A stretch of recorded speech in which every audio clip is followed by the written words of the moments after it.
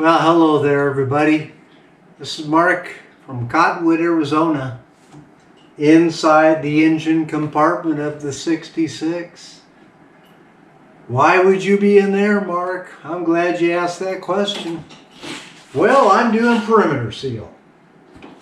And the motor's not in here yet, and so the instructions that Clark's give you don't really count.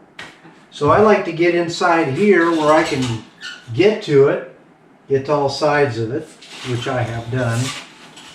Also wanted to create a block-off plate for the heater assist fresh air hose that goes through here.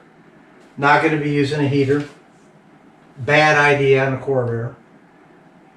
So we're all set to go. I got the perimeter, I got the seal, like everything's here. I got the harness has been put in. I'm ready to put an engine in, and boy am I ready for that. So anyway, this is Mark in Cottonwood, Arizona, inside the engine compartment today. Get out there and enjoy your Corvair.